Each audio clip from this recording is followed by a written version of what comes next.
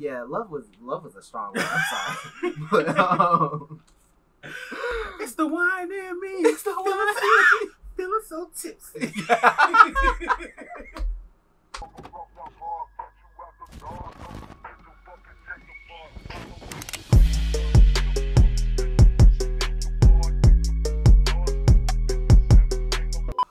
Welcome to the Key and Carry channel, where we key and we carry. And this is our review of the third episode of The Shit We Do for Love, produced by Kevonburnsonline, right? Yes. The shit has finally hit the fan.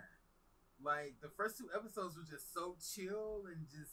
They're building momentum. Kind of relaxed. Yeah. This third episode came out swingy. Yeah. Like, I didn't think with this format of a show, I guess, just with it being blind dates and I guess people going on dates, I wasn't expecting like this much drama, but they serving it. Yeah, they leave it to the girls; they'll make drama out of anything. They definitely brought it this episode. Like, what were your thoughts of this episode? Yeah, I thought there was a lot of interesting things that came out of it. I feel like, kind of like how I said in episode 2, like things are starting to blend together. Like people are starting to meet and like.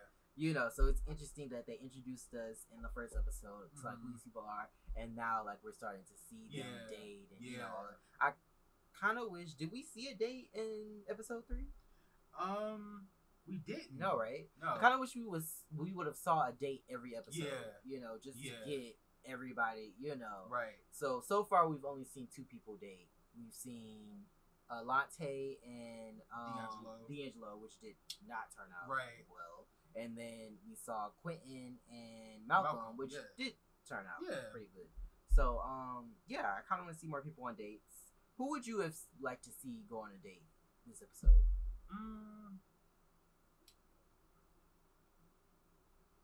Maybe I want to see Ryan and Alante go on a date. Okay. Yeah, I would like to see.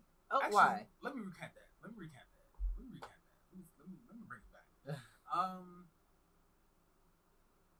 Who would I want to see on a date? I don't know. Nobody's really like, I've had phase, but nobody's really that interesting yet. So we're like, nobody's personality is really, I guess, popping where I'm like, these two have to go on a date. Yeah. But I guess just trying to figure out. I'm just trying to think of who's compatible. Well, shit, after watching this episode, I definitely want to see Will and Travis going to date. Like, because I'm messy and I just love to see people. Where did that come from? Like, their whole altercation just went so left. Like, what is it? What's in the water with these Atlanta girls? What's in the fleet? What's in the fleet water, to be honest? All this hostility and this anger, like... Yeah. We'll get to it. We'll talk about it. So do you have any standout moments? What was one of your moments? Production's FaceTime with Quentin. It was interesting. Okay. Because I was trying to figure out, like, prior to their FaceTime with Quentin, they were FaceTiming Malcolm. So when Malcolm had told them, like, oh, Quentin told me that somebody's been in his DM, like, he wouldn't tell me who it was. They FaceTime Quentin. So I'm like, oh shit. Do they have them on 2 different face calls, like, at the same time? Like, is Quentin gonna, like, slip up and be like, I'm not really feeling... I just thought Quentin was gonna say some, like, foul shit about Malcolm. So it didn't happen, but just the 2 FaceTime calls and then production, like, trying to figure out who's in Quentin's DMs.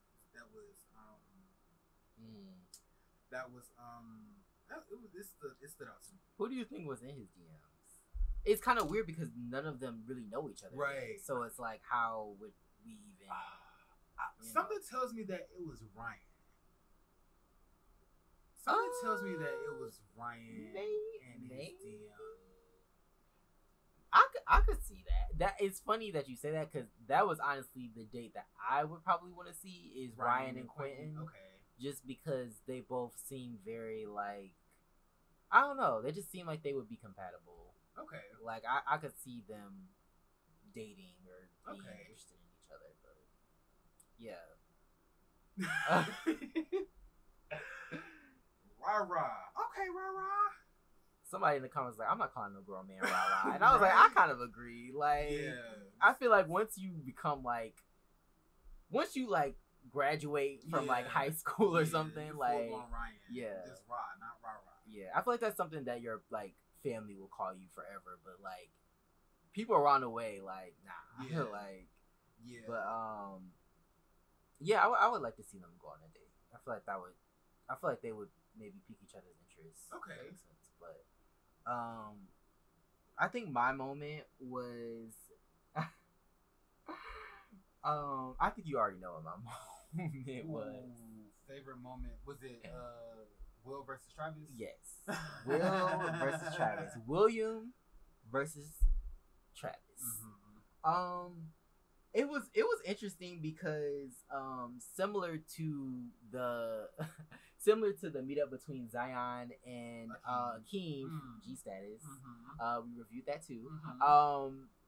It just seemed very like, it seemed cool once he came up, but then it just like went left like very quickly, and I was like, I don't understand where, but it seemed to be coming from Will's side. Like he was giving like a lot of like tension, or he was giving a lot of like aggression, animosity. And I was like, I don't understand why you're so upset. But then I was like, some people play like that, where it's like,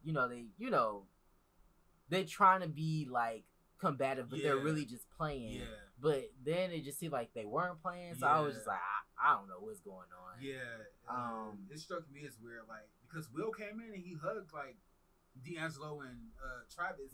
I had to rewind it. I'm like, did he not come in and speak? Like, what the fuck happened? But he came in, he spoke, he hugged them, and then literally Will sat down and they just started going at it. It's crazy, like a whole "did you just come from the gym" comment just sparked the whole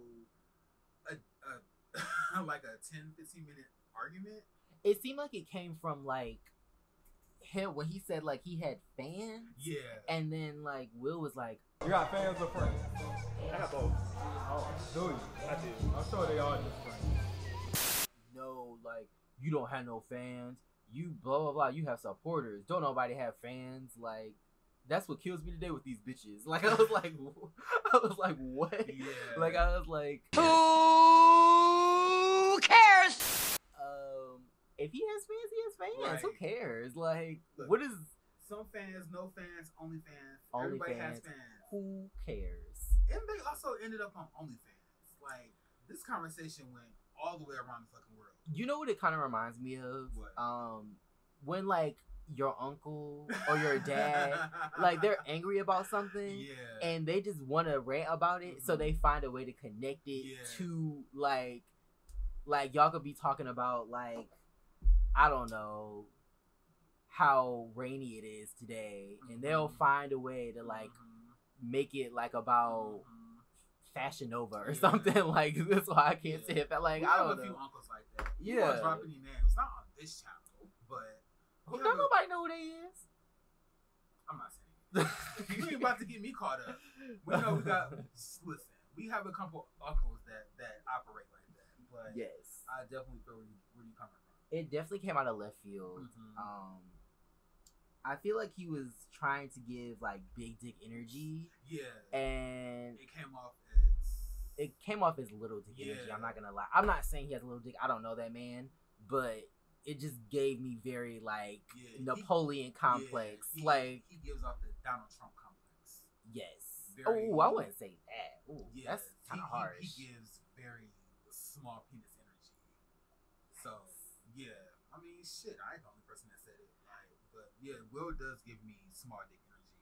Like, I just would say in that moment, he gave me small dick energy. Even it just gave me very like, I'm trying so hard to be hard, like, and it's like, if you are if you confident and chill and nobody's gonna fuck with you, that's what it is. You like, you don't have to do all this extra shit and pick fights with people to show that you're hard. Like, why are you even trying to show that you're hard? Like, his first, his casting call interview, he came on and was like, "Oh, I got too much going on, so I'm not gonna be fighting with you guys." It was really I'm negative. A federal employee. I'm like, okay, excuse me. It doesn't really tell us much about you, other than you could have a good job. But, right. I mean, like, what are your hobbies? Like, What do you do for fun? What piques your interest? What don't you like? Like, I just feel like every time he's on the screen, it's not about him. It's about other people. Yeah, I mean, yeah, I would say that it was weird. It was a whole weird situation. Yeah. Not only that, the fucking argument, that scene lasted way too long. It did last a little too long, which is strange because I feel like this show, out of all the shows, they know when to cut a scene, you know. But yeah, this scene was a little long. I think it was because of the argument. Yeah, they just wanted to show like all of it, I guess. But yeah, I was like, well, baby boy, you cute, but you doing too much. Yeah, bring it down a little bit. Yeah. You should bring it down several notches. You're in safe company. It's fine. You're all right. But yeah, that was definitely my moment. It was weird. Even his walk into like the venue or the hookah bar was just kind of aggressive. Yeah. It's like that's hyper masculinity, mama.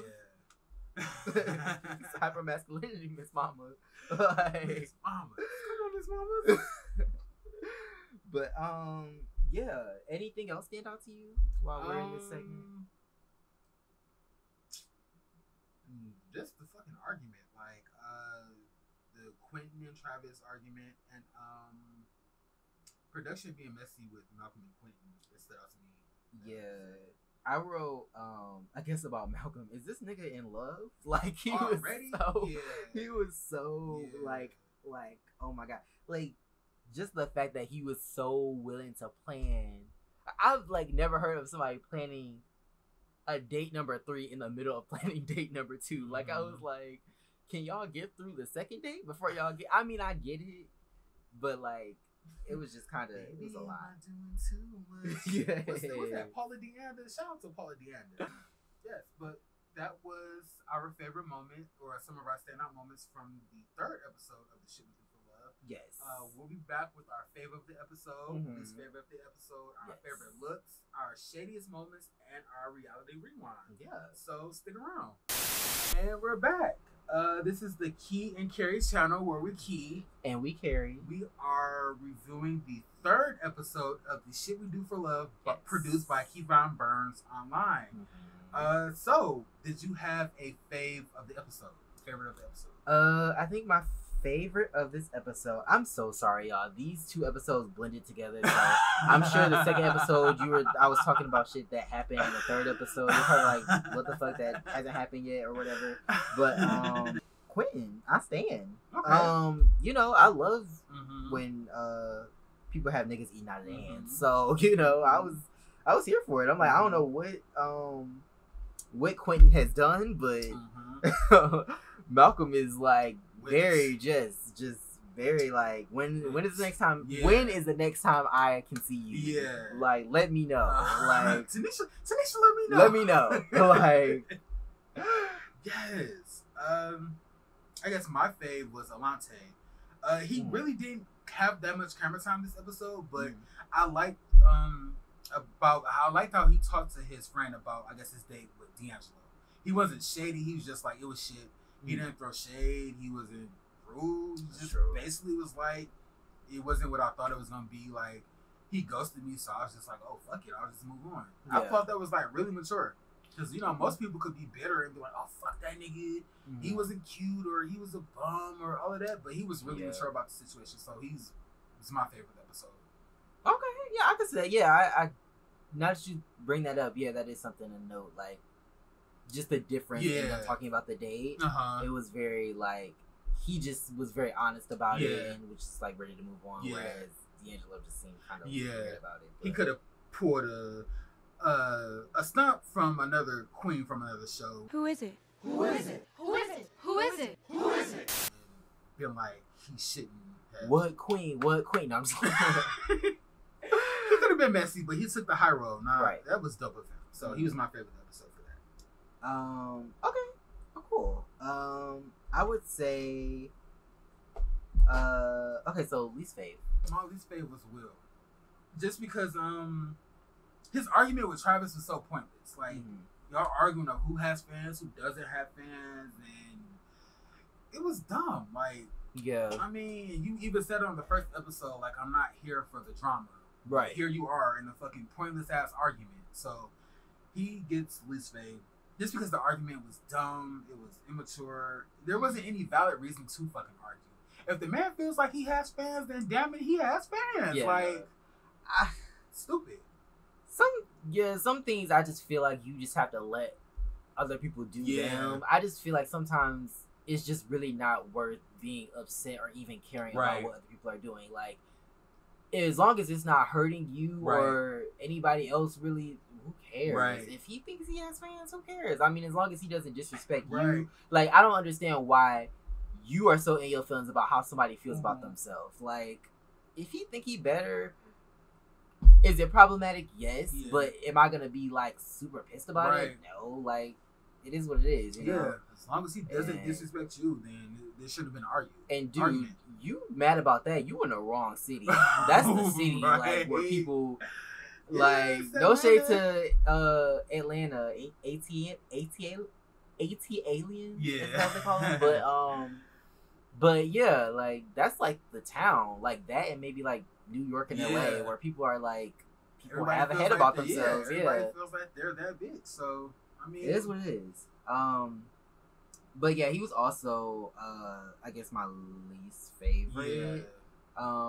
Just cause I was just like I was kind of entertained just cause like he was starting drama, but at the same time I was just like, I'm gonna need Dr. Eugene Harris 2 or 2.0 Jr. Have a seat. Several seats, please. Like, you're just doing the most. This is the 3rd episode. Yeah. Like, I just can't imagine. And like, you're on here to date. And you're showing out like this. Like, that's the crazy part. This is a dating show, not a reality show where, like, I guess come up or G status. But you're on here looking for love and you want to argue. Like, do you, homeboy? I'm just here to review. Yes. We're here to critique Key and Carrie. Yeah. But yeah, did you have any like looks that you noticed throughout the episode? Angelo, when the nightclub where he was with Will and Travis, the white button up with like the I feel like it was either a flower or like a leaf pattern on it. It was a white button up with like a pattern on it, and I really liked it. But I'm like, okay, bitch. Not only that, but the shirt added to like the venue where they were at, because I feel like there was like a kind of a blue light wherever they was at, so it made the shirt pop. But it's weird because I'm really not a white button up type of person, but he pulled it off well. Like, you know, I like print, not a lot of print, but he pulled the shirt off. He pulled that look off. He's turning some looks. Yeah. He's had a couple of our favorite looks so far. Yeah. But, so it's not my favorite look. It's a notable look, I will say. But I'm sorry, I don't want to make it seem like we're hopping on Will or like we're, I guess, picking on him or whatever. But his tight white shirt was just very. He just looked kind of uncomfortable. Like, I get, you know, tight clothes, you know, make you look a certain way, but just the fact that it was white, and then the fact that it was tight, the fact that he had a white beater underneath, it was just, and then the fact that he was like going in on Travis for no reason. It was just a whole, it was a whole bunch of shit going on, I guess. And so I'm just like, I just don't think tight white clothes work. You know, maybe if it was black, it would look a little, you know, slimming, but it was just giving very like sucked and plucked and punked. I did. You just got sucked and plucked and punked, so I'm not getting. And I just wasn't here for it. I just, it was just very. Ooh, I ain't heard that in a minute. It was just very tight, and like, breathe. Let your chest breathe a little bit, you know. But what about your messy moment? The messiest moment for me is the downfall of Quentin and Malcolm's relationship. It hasn't even started, and the shit is already just spiraling. Not the downfall. Like, I hate to say it, I'm all here for love, people. I'm all here for finding your significant other, your soulmate for life, but you just met the dude. You can't really be that clingy. Like, it was coming off kind of. Yeah, it's kind of cringy. Yeah, I like Malcolm. Don't get me wrong, but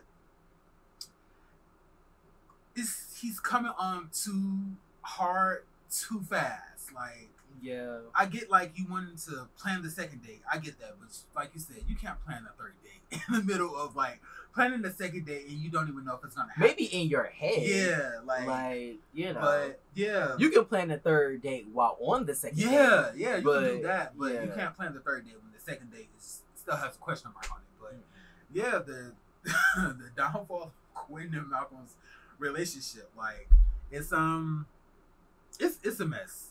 It's a mess because I feel like he can still kind of be salvaged. Because I don't think Quentin is completely turned off by him.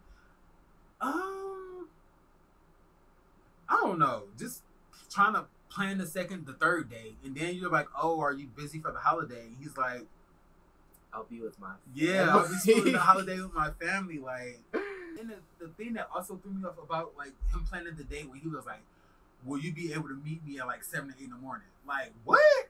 On my off day? What did I say?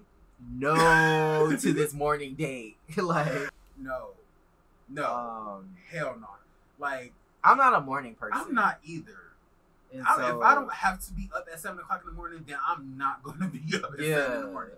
No, like, if I don't have to be up, I'm in bed. You know, I guess it was a morning thing because I guess Quentin got off in the morning, so I guess he would have already been up. And come on, but you just got off work. It'd be different if you was like, "Oh, you just got off. I kind of want to come over. You know, I'll bring you coffee or breakfast or whatever." Mm-hmm. But you want me to get off and then go to another activity? No, I'm sorry. Like I like Malcolm's effort, his enthusiasm, like his consistency, but you can't take me on a date at fucking 8 o'clock in the morning. But I think that's another, like, I guess, issue that you run into when you're dating somebody is, like, they have their schedule, mainly work, I guess you could say. And then maybe, you know, like, some other things. But, like, they have their set schedule of what they want to do, and then you have your set schedule of what you want to do. And so it's, like, how are we going to, like...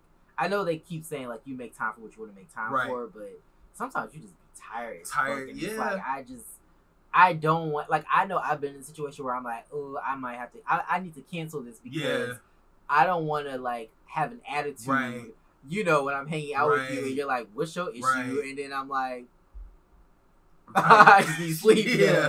So, I'm exhausted.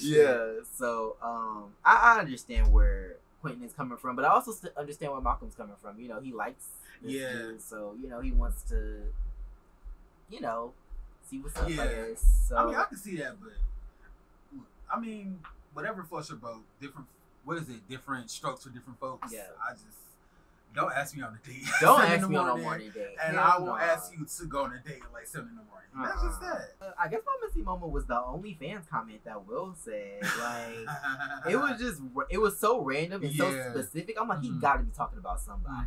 Like, he has to be talking about somebody specific.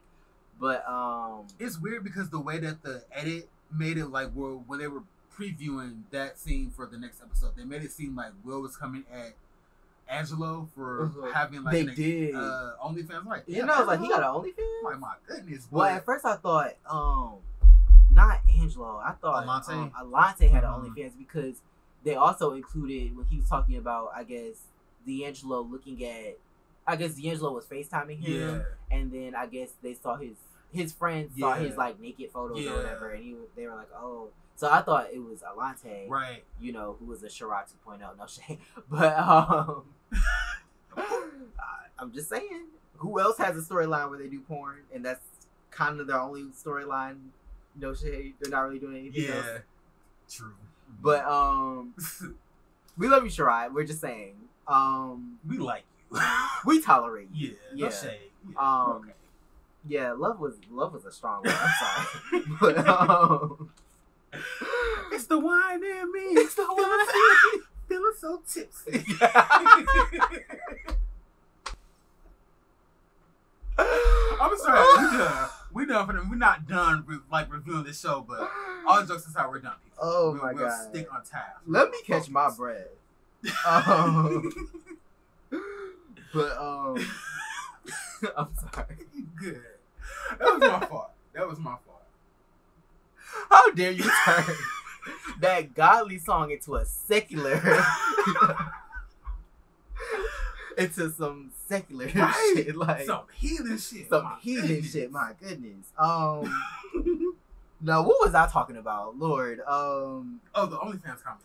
Yeah, the OnlyFans comment was like very specific, and I was just like, was you trying to hit an OnlyFans person in the DMs and they rejected you? Like, why do you care what other people are doing? Like, if he got OnlyFans and he got, I mean, it's fans, OnlyFans, you know? And he was like, I also want to talk about how there's this weird, like, hatred for people who do sex work. Yeah. Like, oh, like, you bust your asshole, like, just because everybody's seen your asshole, or just because blah, blah, blah, blah. And, like, I get it. Like, it's not something that a lot of people would do. Yeah. And there are a specific set of morals and attitudes that are applied to people who do porn or don't do porn or whatever.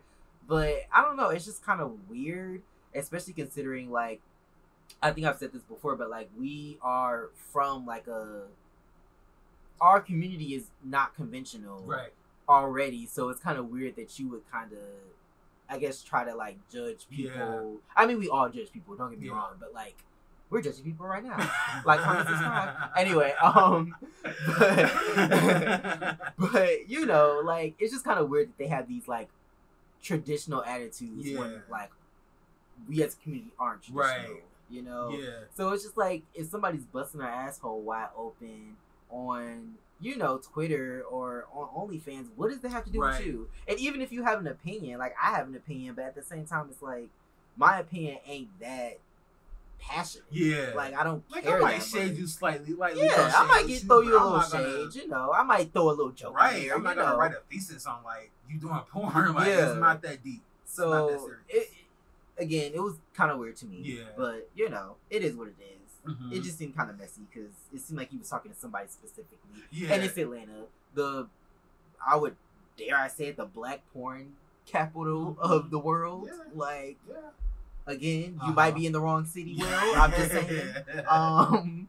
But yeah, that was my messy moment. What was your reality rewind? Ooh, my reality rewind. Since we were talking about fans, I'm gonna spend a little time talking about my son. I know you're not talking about my son, honey. I hope y'all get the reference. But yeah, since Will and Travis spent like 30 minutes talking about fans, I'm going to spend a little 30 seconds talking about my son. And who spent my son money? And what they spent my son's money on.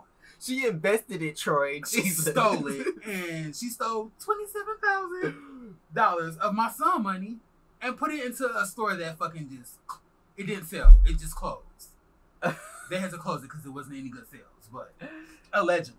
That's what Wikipedia is saying, people. But I just wanna give this like some backstory just in case YouTube doesn't let me put the clip of what he's talking about in here. Yes. But what was it? Love and Hip Hop Hollywood. I like the folks. Brandy Maxiel, I think her name is. No, Little B. Brandy B. Yeah, Maxiel. Who's Brandy Maxiel? Basketball Wives. Oh my god. Damn, I might be tipsy. My goodness. There's water in this cup, to be honest. I'm just saying.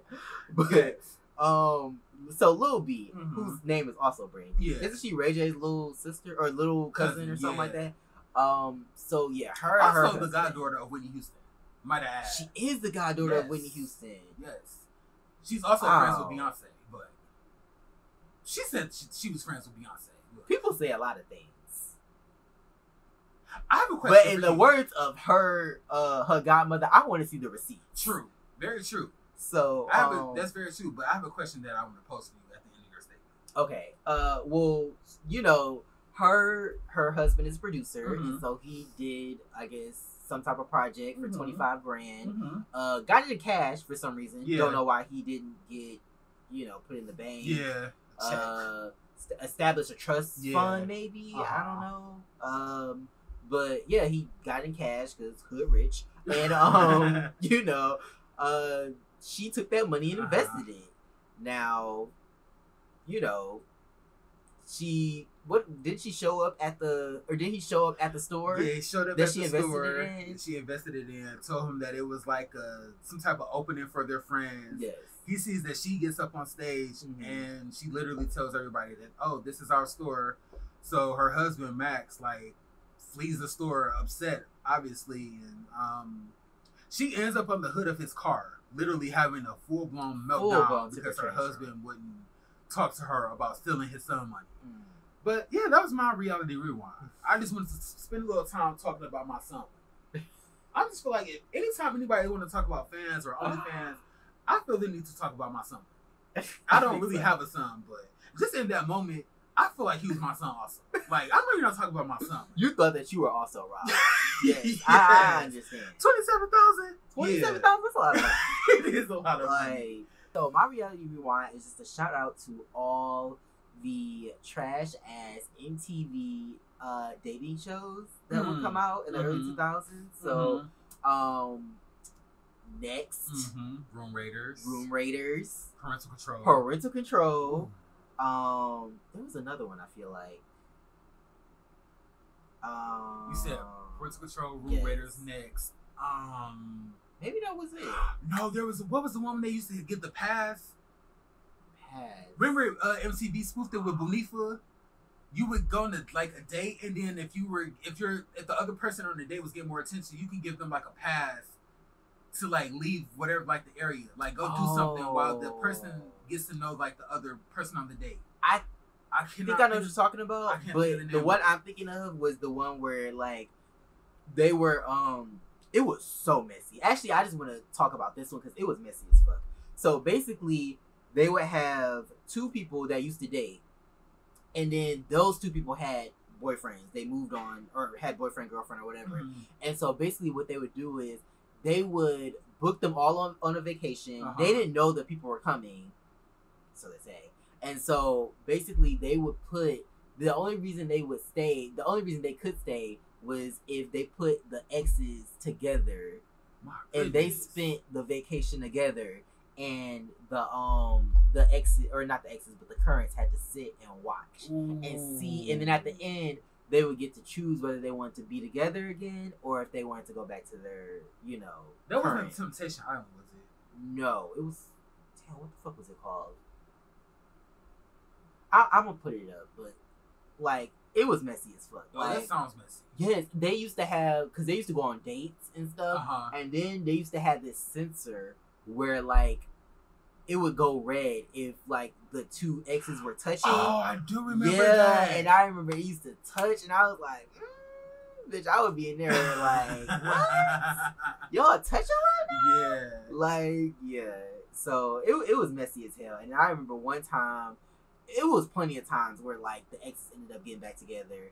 But there was one time where, and this is how you know the show was produced. But like, there was one time where the exes got back together, but the currents, they also started feeling each other. And I think there were times where they would put the currents on dates. Ooh. Like if they thought that they was feeling each other, they would put them on dates together. That's messy as fuck. And yes, messy as fuck. If you know what this show is called, please put it in the comments. Yes. But I remember I used to watch that show all the time. That show was so messy. And then sometimes one ex would be like, "Oh, I want you back," and then the other ex would be like, "Nah, I'm good." Yeah. And they would like, and then they would go back to their current, and the current would be like, "No, you did too much. I don't want you anymore." Yeah. It was crazy. So I just want to shout out that Reality Rewind. Trash MTV dating shows were the best. Yes. MTV in its prime. Yeah. Yeah. So, yeah, that was, our latest episode of Key and Carry, where we key. And we carry. I've been Damon. I'm Troy. And, yeah, this was our third episode for The Shit We Do for Love. And, yeah, we will be back with a new episode soon. Yes. So like, comment, subscribe, and we'll see you in the next one. Oh, we have to leave you guys with a question. Oh yeah. Question. I don't know what the questions should be. What do you think the question should be? What dating show? What was your favorite dating? What was your favorite dating show? Right, that's a good question. Yeah, and that could be from any platform. Yeah, VH1, MTV, BET. Yeah, or even Fox. So I believe Temptation Island was on Fox. Okay, there were so many. There were a lot of. There are a lot of dating shows. The Bachelor, Flavor of Love. Even like what's that one game from? I'm going all the way back, but like from the 70s Remember when they used to sit and like the main person, the person who got the chose, they would like ask questions, and then like the people in like they didn't know, they couldn't see them, but they would answer like, oh, like if we were on a date. I think so. It was something like that, but I know it started in the 70s. They'd be like, oh, if I was an ice cream, what would you do? And then they would like, yeah. I think so you know, dating shows go back a long ass time. But, yeah, let us know what your favorite dating show is. What was your favorite dating show? Probably Next. Hands down, Next was ruthless as fuck. Like, you could literally just walk off the bus and they'd be like, Next! The crazy part was that, like, they would walk halfway to the field, and then, like, the person would really get to see what they look like and be like, Next! That is shady as fuck. Because they used to be on the bus, like, salty as hell. They really did. But they used to be turned on that bus, though. They like, really did used to be. They used to be having some fun. Yes. Prime MTV, folks. Yes. That was the 3rd episode of Key and Carrie. Don't forget to like, comment, subscribe. Also, go give a follow to the producer of the show, Kevonburnsonline. Yes. We'll be back with more more content. Wine tipsy. No, yeah. We'll be back with more content. Yes. So, stay tuned. Yeah. Peace. See you in the next one.